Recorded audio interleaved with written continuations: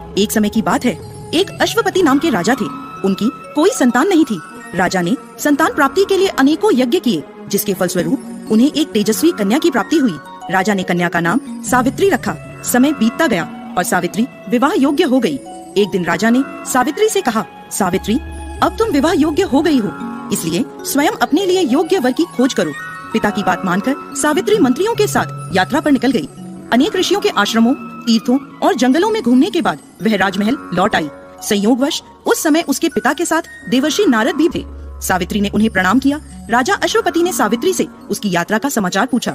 सावित्री बोली, पिताजी, तपोवन में अपने माता पिता के साथ निवास कर रहे सत्यवान मेरे लिए योग्य हैं। मैंने मन से उन्हें अपना पति चुना है। सावित्री की बात सुनकर देवर्षि नारद चौंक उठे और बोले, राजन, सावित्री ने तो बहुत बड़ी भूल कर दी है। यह सुन अश्वपति चिंतित हो गए और बोले, हे देवर्षि, सत्यवान में ऐसा कौन सा अवगुण है? इस पर नारद जी ने कहा, राजन, सत्यवान के पिता शत्रुओं के द्वारा राज्य से वंचित कर दिए गए हैं। वह वन में तपस्वी जीवन व्यतीत कर रहे हैं और अपनी दृष्टि खो चुके हैं।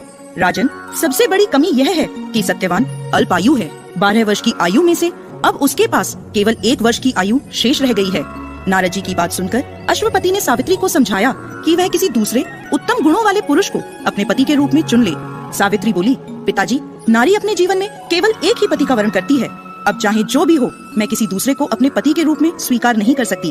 पुत्री की हट के आगे पिता विवश हो गए और सावित्री का सत्यवान के साथ पूरे विधि विधान से विवाह करा दिया गया। विवाह के पश्चात सावित्री अपने पति और सास ससुर के साथ वन में रहने लगी। जैसे जैसे समय बीतता जा रहा था, सावित्री के मन का भय बढ़ता जा रहा था। नारद जी के कहे अनुसार जब उसके पति की आयु मात्र 4 दिन बची, तब सावित्री ने 3 दिन पहले से व्रत रखना प्रारंभ कर दिया। अंततः वह दिन भी आ पहुंचा जब सत्यवान की मृत्यु निश्चित थी। चौथे दिन जब सत्यवान लकड़ियां लेने वन को जाने लगा, तब सावित्री बोली, हे नाथ, मैं भी आपके साथ वन को चलूंगी। सत्यवान के मना करने पर भी वह सास ससुर की आज्ञा लेकर अपने पति के साथ वन को चली गई। वन में सत्यवान ने जैसे ही पेड़ से लकड़ी काटना शुरू करा, उसके सर में असहनीय पीड़ा होने लगी और वह पेड़ से उतर गया। सावित्री समझ गई कि उसके पति का अंत समय निकट है, अतः उसने अपने पति का सर अपनी गोद में रख लिया।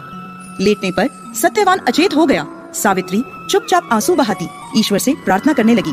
तभी उसे लाल वस्त्र पहने भयंकर आकृति वाला एक पुरुष दिखाई दिया। वह साक्षात यमराज थे। सावित्री बोली, महाराज, आप कौन हैं? यमराज ने उत्तर दिया, सावित्री, मैं यमराज हूँ और तुम्हारे पति के प्राण हरने आया हूँ। सावित्री बोली, प्रभु, सांसारिक प्राणियों को लेने तो आपके दूत आते हैं, क्या कारण है कि आज आपको स्वयं आना पड़ा? यमराज ने उत्तर दिया, सावित्री, सत्यवान धर्मात्मा तथा गुणों का सागर है। मेरे दूत इन्हें ले जाने के योग्य नहीं हैं, इसलिए मुझे स्वयं आना पड़ा। ऐसा कहकर यमराज ने सत्यवान के शरीर से प्राणों को निकाला और उसे लेकर वह दक्षिण दिशा की ओर यमलोक को जाने लगे। सावित्री भी उनके पीछे पीछे चल दी। सावित्री को अपने पीछे आता देख यमराज बोले, सावित्री, तुम मेरे पीछे कहाँ आ रही हो? सावित्री बोली, मेरे पति जहाँ जाएंगे मैं भी वहीं जाऊंगी, यही मेरा धर्म है। यमराज के बहुत समझाने पर भी सावित्री नहीं मानी। उसके पतिव्रता धर्म की निष्ठा को देखकर यमराज बोले, तुम अपने पति के बदले कोई भी वरदान मांग लो। सावित्री ने अपने दृष्टिहीन सास ससुर की आंखें मांगी और यमराज ने तथास्तु कहा और आगे चले। फिर से सावित्री उनके पीछे पीछे चल दी। तब यमराज ने सावित्री से कहा, एक और वर मांग लो। तब सावित्री ने अपने सास ससुर के राज्य को वर के रूप में मांग लिया और यमराज ने तथास्तु कहा और आगे चल दिए। सावित्री फिर भी यमराज के पीछे चलने लगी। अब यमराज बोले, चलो और एक वर मांग लो। तब सावित्री ने अपने पिता के लिए 100 पुत्रों का वरदान मांगा। यमराज ने तथास्तु कहकर सावित्री को वापस लौटने को कहा, लेकिन सावित्री नहीं मानी और फिर उनके पीछे चल दी। अब यमराज बोले, सावित्री, तुम मुझसे अपने पति के प्राणों के अलावा कोई भी वरदान मांग लो। तब सावित्री ने वर मांगा कि उसके सत्यवान से 100 पुत्र प्राप्त हों।